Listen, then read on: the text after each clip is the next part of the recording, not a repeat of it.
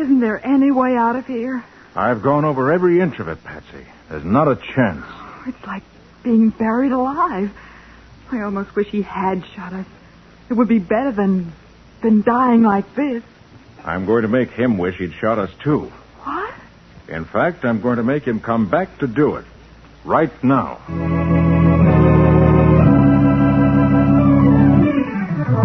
And now, the case of the Bearded Queen. Today's adventure with Nick Carter, brought to you by new post-war Old Dutch Cleanser. Today, Scubby Wilson, reporter on the Globe Gazette, finally got delivery on his new car, and is preparing to give Nick's secretary, Patsy Bowen, his one and only girlfriend, the first ride. Wait till we turn this corner and you get a look at it, Patsy. The slickest, smoothest little convertible that ever came out of Detroit. No more riding the elevated, eh, Scubby? No, ma'am. When Scubby Wilson drives by, strong men will turn green with envy and fair ladies will swoon with delight. Oh, you going to let me drive? Well, I might let my wife drive if I ever get one. So if you care to qualify. For the umpteenth time, Scubby, no thanks. Oh, I mean it, Patsy. With a car like that, think of what a honeymoon we could have. Canada, maybe, or the Rockies. Thanks, Scubby, but I think I'll stay single and a pedestrian. That's only because you haven't seen the car yet. Oh, and now before we turn the corner, maybe you'd better shade your eyes. It may prove a bit dazzling at first. Well, let's turn the corner and see. Okay, my good woman, but don't say I didn't warn you. Now, behold the pride of the motor car industry, the glory of... Well? Holy cats! My new car is gone. Somebody's stolen it.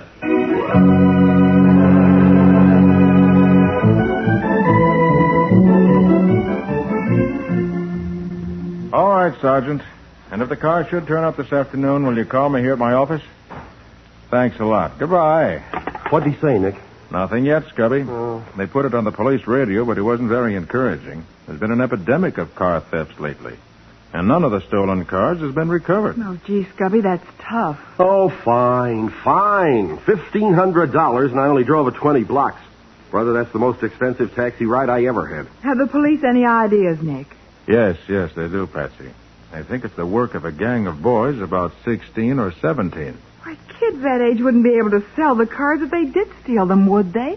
Oh, well, not unless they were booked up with some crooked used car dealer who had a place where the cars could be repainted and the serial numbers changed. Exactly.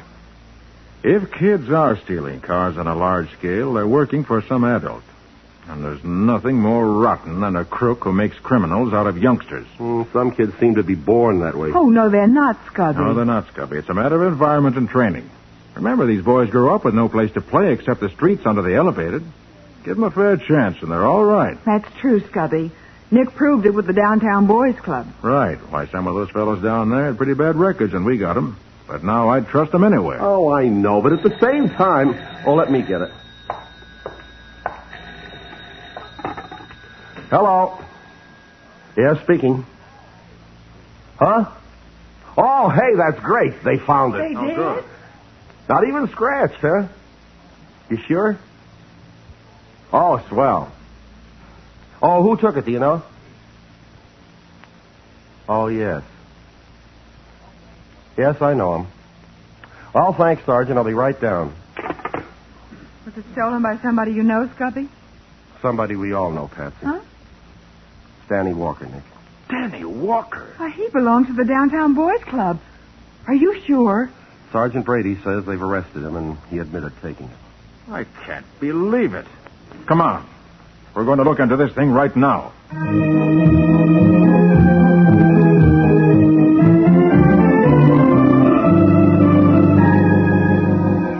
Oh, lay off, will you, Nick? I told you if I'd known the car belonged to a friend of yours, I wouldn't have took it. It's you I'm interested in, Danny, not the car. I don't like to see you here in jail. You're the first member of the club who's got into trouble in more than a year. I want to find out why and help you if I can. I don't belong to your club no more. I quit a month ago when my folks moved over to the west side. Oh, is that so?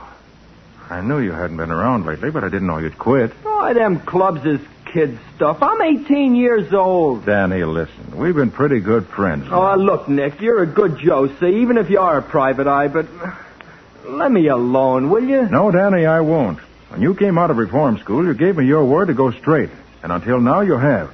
What's changed you, Danny? What's happened to you? Well, I I lost that job you got me, and I had to get some money quick, see? It was kind of a debt. Of honor, like. So I swiped the car to get the dough, and I got caught, and that's that. You stole that car for somebody else, didn't you? No, I didn't. I stole it for me. Danny, look, I came here to go your bail because we're friends, and because I thought you honestly wanted to go straight. Now, you can help me protect other boys from getting into trouble the same way you did. If you'll only tell me If I'll turn stool pigeon, huh? Well, I won't do it. No, sir. I tried going straight, and it didn't work. I'll take this rap, but I'll make up for it when I get out. I'll make up for it plenty.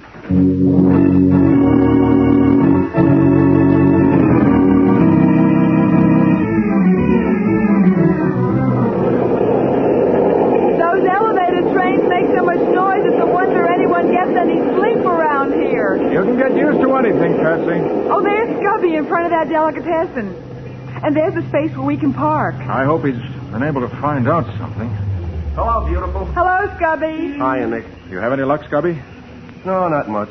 There's a gang in this neighborhood, all right, but the kids wouldn't talk to me. They have any regular place to meet? There's no settlement house and no boys' club.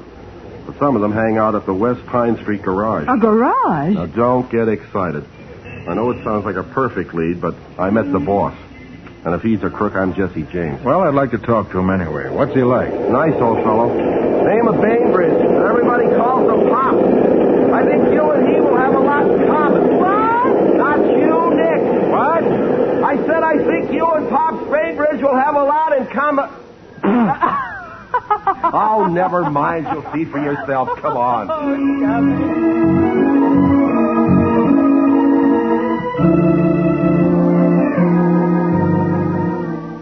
I just don't know what to think, Mr. Carter. Why, Danny used to mind the gasoline pumps for me when I'd go out to eat. Maybe there'd be $30 or $40 in the cash register, and he never touched a cent of it. I'll swear to that. I see. Oh, Pops. Any calls? No, not a thing, Joe. Hey, I want you to meet my friends. Yeah? Miss Bowen, Mr. Wilson. Hello. And Mr. Carter. Hello. Oh, Nick Carter. How do you do? This is Joe Ferney. He keeps his taxi here, and I take his calls for him. Nick Carter, the private eye, huh? Uh-huh. Heard about you. I'll be up front, Pops, in the office. All right, Joe. Come on, Mr. Carter. And you folks, too. I want to show you something. I didn't tell Nick about this, Mr. Bainbridge. I thought you'd like to do it yourself. All right, in here. We'll ride down the elevator. Will you push the button, Mr. Carter? The one marked B. We'll go in the basement. Oh, certainly. But what's this all about? You'll see in a minute, Nick. Oh, cigarette, Mr. Bainbridge? The name's Pops. No thanks, I don't smoke. Scubby, don't you see the no smoking sign on the wall? Oh, sorry. Golly, these garage elevators are big things, aren't they? Well, we park cars on the upper floor and use this elevator to take them up. Oh. There now. Now, wait till I find the lights. There we are. Why, it's a club room. Oh, look, Nick, a handball court, and there's a dart game. Yeah. And a radio, checker games, and chess. Hey, you've done all right here, Pop. Well, it isn't much, but I've seen a lot of boys get into trouble hanging around the streets, so I... Hey, here's a deck of cards.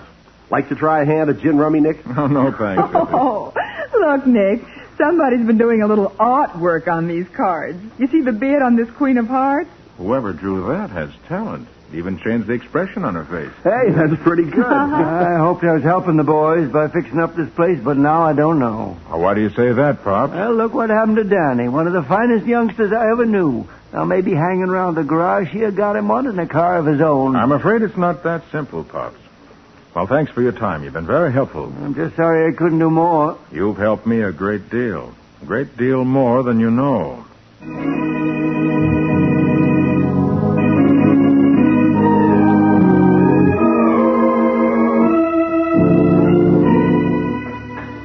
What's the gag, Nick? You didn't come to the jail just to play cards with me. Oh, yes, I did, Danny. Let me deal your hand. Okay. You know how to play poker, don't you? Sure, but I ain't got no money. I'm playing for higher stakes than money. Wait. Huh? Never mind picking up your cards. I have you beaten. How do you know? We ain't looked at the hands yet. I have 3 aces, and you're holding a pair of 6s. You a mind reader or something? Turn them over and see. Well, Hey, what is this? You stacking the cards on me? No. I was reading the backs of the cards, Danny. Mark deck, huh? So what? See this card? Yeah? 5 of clubs, isn't it? Yeah? Hey, show me those marks, will you? In a minute. This is the 10 of diamonds, right? Right. And the 7 of spades? The queen of hearts? Wait a minute. That queen of hearts. It's got a beard on it. Has it? Pete Krovic put that beard on there. I seen him do it. Oh. So you played with this deck before? You bet I played with him before. Where'd you get them cards? Don't you know? Who gave them to you? Come on, quit holding out on me. You're holding out on me, aren't you, Danny? Yeah, I guess I have been. I guess I've been a sucker, ain't I? Taking the rap for somebody who... Who what, Danny? Listen, Nick. Did you mean that about going my bail if I helped you crack this case? Danny, the minute you tell me who's behind these car thefts, you're on your way out of here. Oh, no. Get me out first, then I'll talk. All right. May take me a couple of hours to make the arrangements, and I have to see a client at 8. But if I can't be here, I'll send Scubby to bring you to my office. That's okay. And don't worry about your case, Mr. Carter. I'll crack it for you. Good boy. Brother, I'll crack it wide open.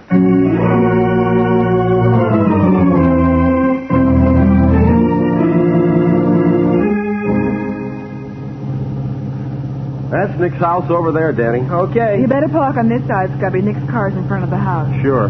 Only be here a few minutes anyway. Got to meet a guy for an interview pretty soon. Well, come on. Nick's waiting for us. Gee, I feel like the mayor or something with 2 of you bringing me here. Well, Nick didn't want to take any chances. On me running out, huh? No, on anything happening to you. We're your bodyguards. But guarding me from what? Nobody even knows Nick sprung me. Maybe not, but I still think that green sedan was following us. That green sedan must have been your imagination, Patsy. Either that or we lost him in the last block or 2. I hope so. We're here, Nick. Oh, hello. Is everything all right? Yeah, hi, Nick. Everything's fine. You bring the reports on the other car thefts, Patsy? What? Oh, Nick, I'm sorry. I left them in the car. Oh, I'll get them for you, Miss Bowen. Won't take a chance. No, Danny. Let Scubby do it. Daddy, look out! Good grief! He ran into him on purpose. Come on. It was that green sedan I saw following us before. Patsy, call an ambulance. Right. Scubby, head off any traffic. Sure, Nick. Here, Danny. Let me put my coat under your head. Danny, can you hear me? It's Nick. Nick. It was him, Nick. I know, Danny. Don't try to talk. Got to tell you about those cars. All right, son. What about him? The eye. What eye? Who do you mean, Danny? Look for the eye in the L. Danny. Oh, the poor kid. He's fainted. No, Scubby. He's dead.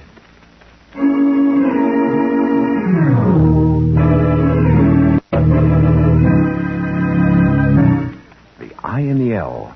Can Danny's dying words be the clue that will lead Nick to the head of the car thieves and Danny's killer? We'll see what happens in just a moment. Now, back to the case of the Bearded Queen. Today's adventure with Nick Carter, brought to you by new post-war Old Dutch Cleanser.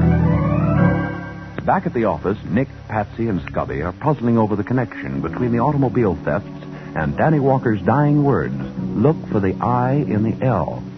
Nick, the only way I can figure it must be some detective on duty around the elevated trains. Naturally. Scubby, let Brady.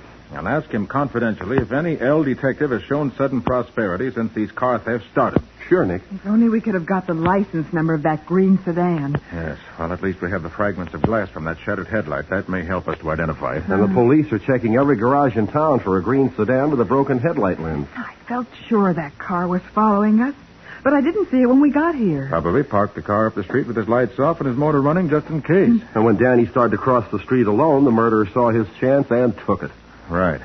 Well, the next thing is to find out if any older men sat on those card games with Danny. You think the leader of this gang played cards with the boys? Not only played cards with him, he cheated. Oh. Danny realized it when he saw the bearded Queen of Hearts in that marked deck. So-called debt of honor he stole Scubby's car to repay was a gambling debt. Well, then maybe the same trick was played on some of the other boys. That might account for the rest of the stolen cars. That's the way I figure it. After a boy had stolen one car, it wouldn't be hard to frighten him into stealing more by threatening to expose him. Well, that's the lowest trick I ever heard of. I agree with you, Scubby. Yes. Well, when we find out who won with that Mark Dick, I think we'll have the leader of the gang and Danny's murderer. Perhaps Bainbridge ought to know. Right, Patsy, and that's where we're going. Scubby, as soon as you've talked to Sergeant Brady about the detectives, phone me at the West Pine Street garage.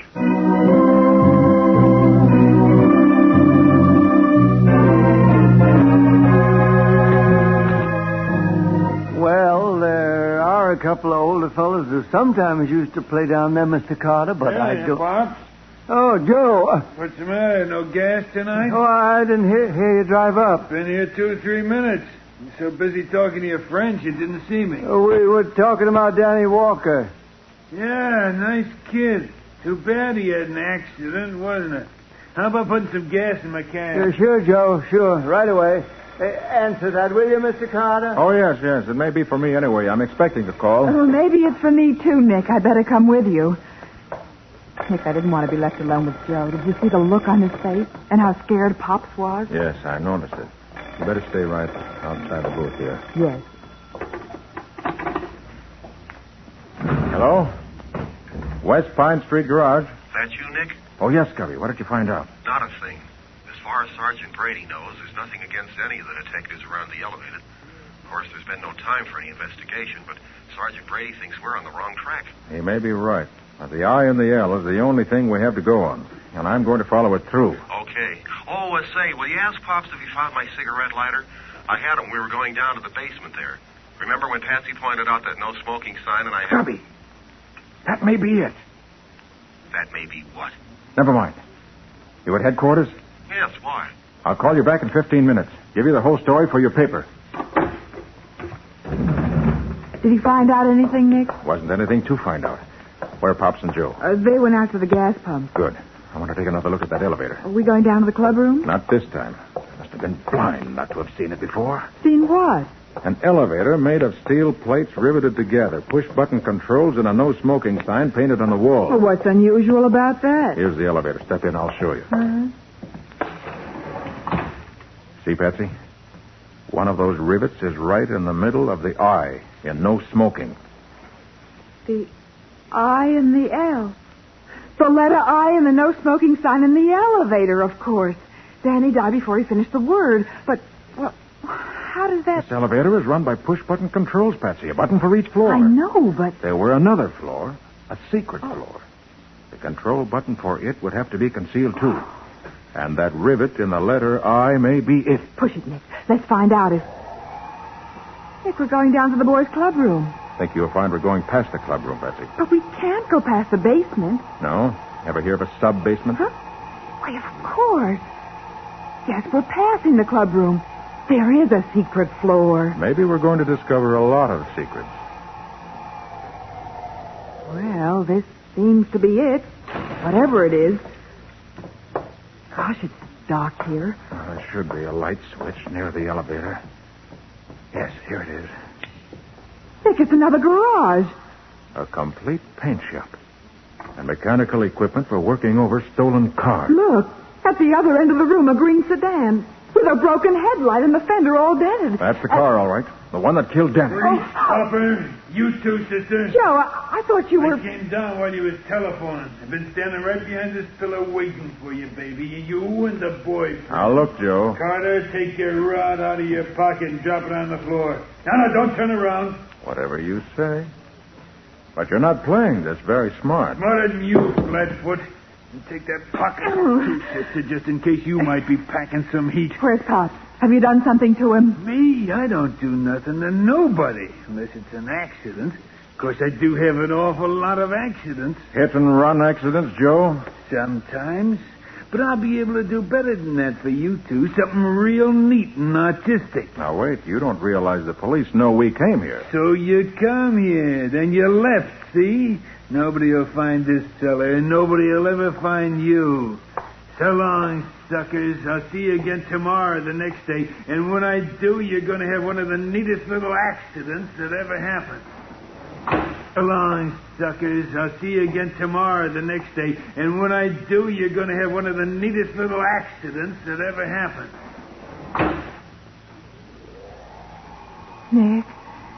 Isn't there any way out of here? No. It's just this one big bare room. Nothing but the pillars that support the building. These workbenches and garage equipment. And the elevator shaft at the other end. But it's like being buried alive. I almost wish he had shot us. Patsy, I'm going to make Joe wish he had shot us. What? In fact, I'm going to make him come right back to do it right now. Nick, why are you taking off your shoes? I may want to walk quietly before I'm through. Hand me that monkey wrench there. Oh, that won't be any good against a gun, Nick. Better than nothing. Let me have it. Okay. Now, you get inside that green sedan. Lie down on the floor. You'll be as safe from bullets there as any place. All right, Nick. This switch box on the wall contains the main electrical switches for the entire building. One for the lights and one for power. We've got to keep the garage going upstairs as a blind. But it can't operate without lights. So we cut the lights. Oh, Nick, be careful. I will. I'll be behind this pillar next to the switch box. Joe will have to get those lights on again and quick. And he'll have to pass me in the dark to do it. I left the power switch on so the elevator still runs. He's coming. Oh, Nick. I'm afraid. Don't worry. It'll be over in a minute. One way or the other.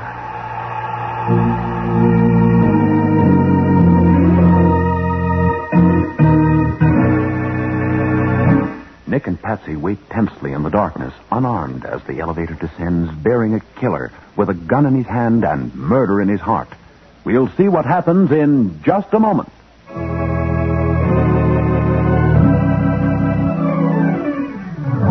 Now for the conclusion of the case of the Bearded Queen. Today's Nick Carter adventure brought to you by new post-war Old Dutch Cleanser. Trapped in the dark sub-basement of the West Pine Street garage, Nick, armed only with a monkey wrench, waits behind a concrete pillar near the light switches for a killer. Across the room, the elevator comes to a stop. The beam of a flashlight cuts the pitch blackness, and a voice says, That was very clever to turn off those lights, Mr. Carter. Clever, but fatal. You leave us no choice but to dispose of you and Miss Bowen now. Come on along with that flashlight, Pops. We'll turn the switch on again. Yeah, not so fast, Joe. Carter probably intends to ambush us, even if he doesn't have a gun. Yeah. I'll stay here by the elevator and keep the flashlight on you just in case. Good idea. When the lights is on, we can finish him off nice and easy. I'll get the switch. Remember, I have a gun, Mr. Carter, so don't think that you... Joe! Hey, Pops! What happened to the flashlight? How'd you come to drop it? Stay right where you are, Joe. Yeah, okay. Mr. Carter's very accurate at throwing a wrench. The flashlight's broken. You know where I am, Joe, so if you hear a sound in any other part of the room, shoot. Don't worry, I will. Where's that squirt? Did you get him, Joe? Couldn't have missed at that range, Pops. But I don't know whether it was him or her. It wasn't either. Hey, Pops, you come here. Help me. Joe, you all right? Joe, why don't you answer me? This is Joe's gun on your back, Bainbridge. He doesn't have any more use for it. You better drop the one you're holding. Yeah. I will. All right, Patsy. Find that light switch. We're taking these two crooks to headquarters.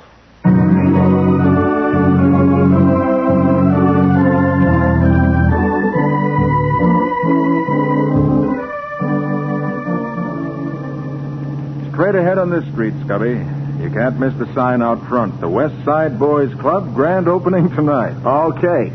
Oh, say, Nick, when you jumped on Joe Ferner in the dark, how'd you know exactly where he was? By the flash of his gun when he fired at something across the room. Oh. And I still don't know what he was shooting at. I do. Huh? When I heard Bainbridge tell Joe to fire at any sound, I threw my shoe out of the window of the car I was hiding in. And sure enough, he shot at it. Good for you, Patsy. Very clever. You distracted Joe's attention just long enough for me to jump in. Great stuff, Patsy. Will you marry me? Oh, Scubby, please. Oh, okay, beautiful. And then after I had Joe's gun, it was easy to find Bainbridge in the dark. He kept calling to Joe, so all I had to do was to follow the sound of his voice. Uh-huh. This is it, Nick. The new West Side Boys Club. Just look at the crowd. You have your speech. In my pocket. Good. You know, I'm prouder of being asked to speak at the opening here tonight than I would be if I were asked to address Congress. I guess the other boys who were mixed up with Bainbridge and Ferner will be here, won't they? Well, of course, Cubby. Nick got them all suspended sentences because of the trickery used to make them steal those cars. And thanks to clubs like this, those boys will now have a chance to grow up right. Hey, Patsy, you know what? What, Scubby? I just realized. Now that you've ridden in my new car, maybe you'll change your mind about marrying me. Well, Scubby, I must admit I'm in love with... Me? No, darling. Your car.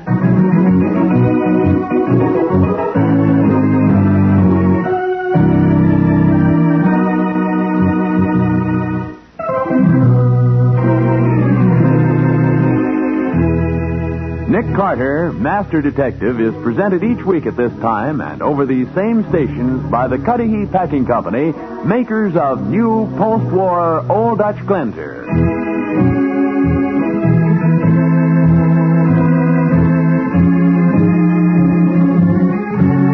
Detective, produced and directed by Jock McGregor, is copyrighted by Street and Smith Publications, Incorporated. Lon Clark is starred as Nick, with Charlotte Manson featured as Patsy. Scubby is played by John Kane. Today's script was written by Jim Parsons. Original music is played by George Wright. This program is fictional, and any resemblance to actual persons living or dead is purely coincidental. This is Bob Martin saying, when minutes count, use new post-war Old Dutch Cleanser. Don't say I didn't warn you. Now, behold the pride of the motor car industry, the glory of... Well? Holy cats! My new car is gone. Somebody's stolen it.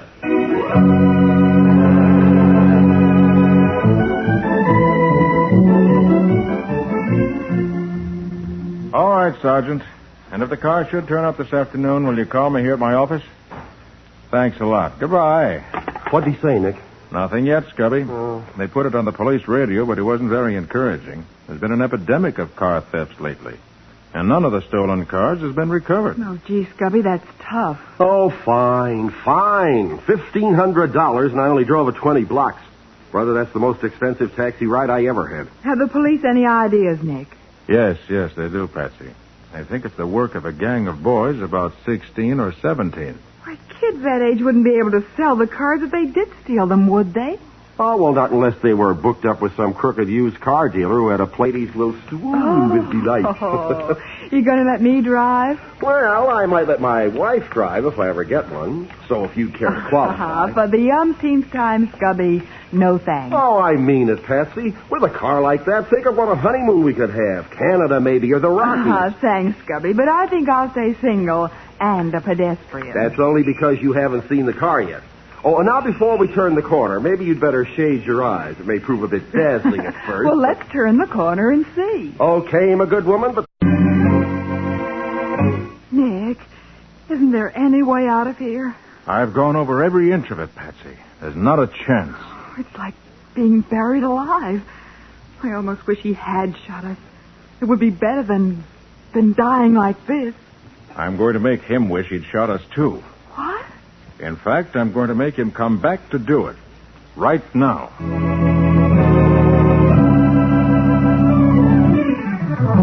And now, the case of the Bearded Queen. Today's adventure with Nick Carter, brought to you by new post-war Old Dutch Cleanser. Today, Scubby Wilson, reporter on the Globe Gazette, finally got delivery on his new car, and he's preparing to give Nick's secretary, Patsy Bowen, his one and only girlfriend, the first ride.